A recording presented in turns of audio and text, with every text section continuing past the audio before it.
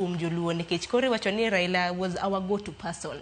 En jal mabende na wacho ni ken left there, waluo left. Ken right to, waluo right. Sani koro hanno kama na kembui ji wacho ni ji odong kiche. Nano ka Junet Mohammed bende hekinde kopo mar migosi Raila Amolo Odinga.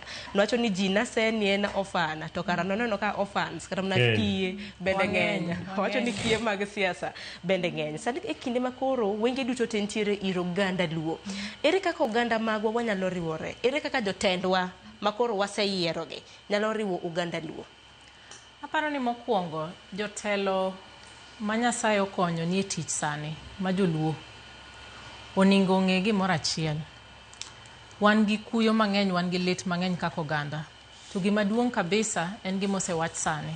Ni ere kaka wanyalo riwore. Ma is not the time mondo wachak dhao ka wang'iyo ni ng'ama dwa ringo mbele moingo the other person.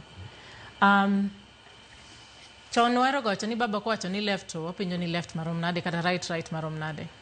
Apa ni wisdom ma baba wewa go kawuono.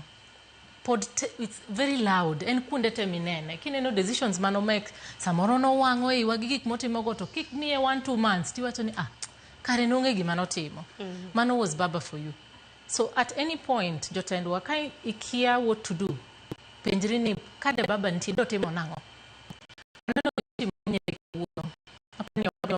Ne wacho mio advice Martin ne chair mar party wa Gladys Governor Wanga ni ingeni samoro concept mar soft power dhi mabor. Samoro concept mar soft power dhi mabor. Awacho kama nango. Awacho kama nikech wan kaka oganda onego wabed ni wariwore. To ka waseriwore nyaka wang'e ni wadwa riwore nade go oganda mamoko. Ineno. Nikech kata ka wariwore to wa isolate kata waketore kumoro achiel, then wadhi bedo gi shida. And personally, I don't believe ni two wrongs make a right.